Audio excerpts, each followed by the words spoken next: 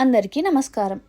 ముందుగా అందరికీ శ్రీరామనవమి శుభాకాంక్షలు. శ్రీరామనవమి అంటే ఈరోజు లార్డ్ శ్రీరామ జన్మించిన రోజు. త్రేతాయుగంలో అయోధ్యలో దశరథ మహారాజుకి చాలా కాలం వరకు సంతానం లేదు.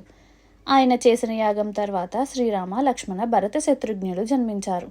అందులో శ్రీరాముడు అంటే ధర్మం, సత్యం, మర్యాదకి ప్రతీకంగా జన్మించడం వల్ల ఆ రోజుని మనం శ్రీరామనవమిగా సెలబ్రేట్ చేస్తాం. మనం శ్రీరామనవమి ఎందుకు సెలబ్రేట్ చేస్తామంటే శ్రీరాముడి జీవితం మనకి ఒక ఐడల్ లైఫ్ని చూపిస్తుంది.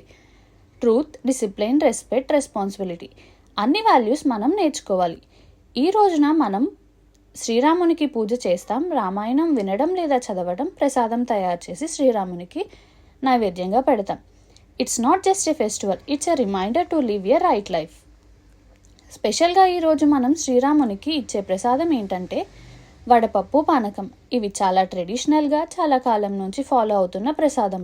సమ్మర్ సీజన్లో శ్రీరామనవమి వస్తుంది. సో బాడీకి కూలింగ్ ఎఫెక్ట్ ఇవ్వడానికి ఈ ప్రసాదం ప్రిపేర్ చేస్తాం. ముందుగా వడపప్పు.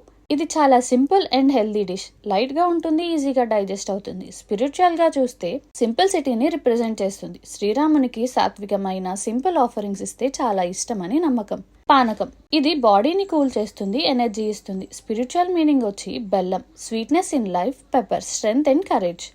లైఫ్లో స్వీట్నెస్ అండ్ ఛాలెంజెస్ రెండు ఉంటాయని మీనింగ్. శ్రీరాముని జీవితం మనకి ఒక గ్రేట్ లెసన్ ఇస్తుంది. కష్టాలు వచ్చినా, సిచ్యువేషన్స్ టఫ్ ఉన్నా మనం ధర్మం వదలకుండా ముందుకు వెళ్ళాలి. సో ఈ శ్రీరామనవమికి మీరు కూడా పూజ చేసి వడపప్పు, పానకం ప్రిపేర్ చేసి శ్రీరామునికి నైవేద్యంగా పెట్టండి.